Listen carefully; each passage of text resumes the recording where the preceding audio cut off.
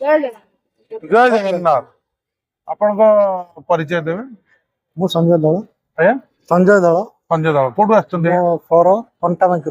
सररू पर कंटाबांकी अच्छा पर ग्राम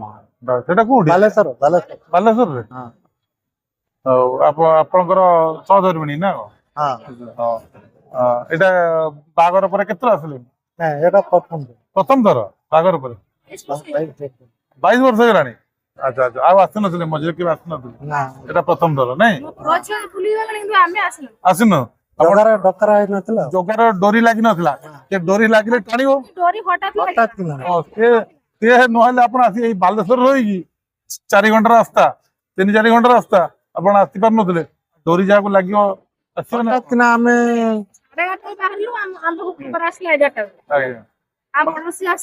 हठात आसिला सेटा गोटे बहुत बड़ अनुभूति गोटे अनुभूति आपण दर्शन कलेनी दर्शन करते केमती लागले जगन्नाथ बहुत बढ़िया लगला जीवा पाई इच्छा होना जीवा पे इच्छा हो ना जगन्नाथ देखला जीवा पे इच्छा जीवा पाई इच्छा हो केते थर देखिलेनी मो आमे तो दी थर आस्ते दी थर ओ साहण मेला गोटे देखिए पाखक पळेबे साहण मेला जो टाइम हुए सकाळे संध्या बेले दिन को 3-4 थर 5 थर हुए तो चल जीवे जगन्नाथ पाखक पूरा पळेबे बुझि पारले आ अबडा खाइले कपड़ा खाइले आ समुद्र रे गाधेले गाधेले जाओ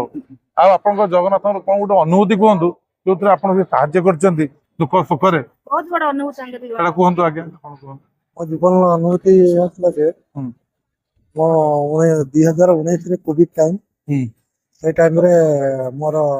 तुरंत मतलब स्पाइन ले गुटे आतला स्पाइन स्लिप होला ओह सर्जरी हेली 2019 रे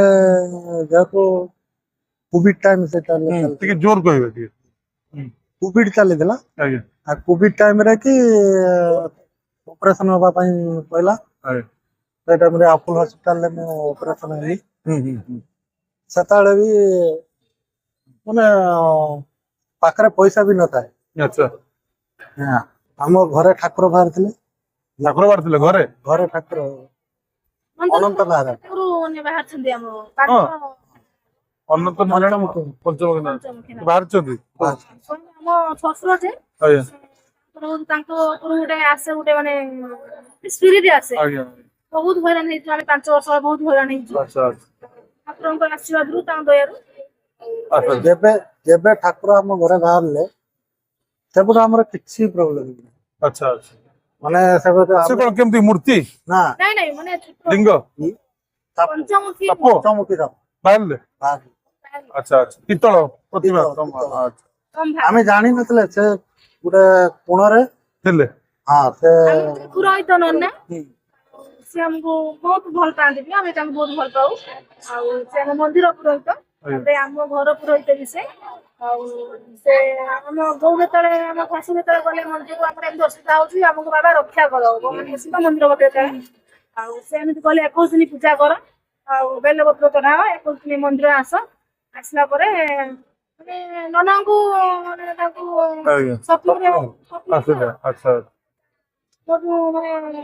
दुगिया सेटु पाइले जुगा आगे आगे सेटु कोन आपन को घटना कोन थी आधार रही देखि केमती कोन हला काजे ऑपरेशन हेले ऑपरेशन परे सब सब ठीक ठाक चली तीरे सेटा न सेटा हम जाओ ठाकुर डाकी कि आपन एटा ठाकुर ना की भल हला आमे घरे आगे हमर घरे आमे जगन्नाथ जगन्नाथ मंदिर रथ हम घर बाहर रथ मंदिर करचंदी मंदिर हो ना एबे चाली चालीती एटा आगुरु थिला ना आगु नतला एबे करचंदी ना एटा हमरो 10 वर्ष हेलानी साहेब वहां 20 वर्ष जगन्नाथ छूट करके आमे छूट में करके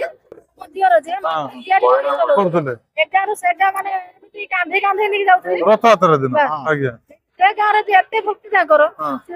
रखि देले पे ना छोट हो तो बड़ हो से ठाकुर आज्ञा सेठी 9 दिन पालन करायला 5 गाड़ी हैला 9 दिन पालन करायला 9 दिन परे बाहुडा पुणी 9 दिन परे हम घर बाहुडी बावड़ी आसंदी ए दिन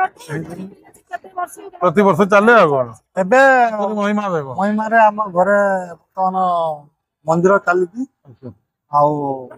माने घर होउची रथ भी होउची रथ प्रत्येक वर्ष होउची जाओ भगवान माने आपनकर ये केते बड़ असुविधा रे पड़थिले ସେଥିରେ ଆପଣ ସାହାଯ୍ୟ କଲେ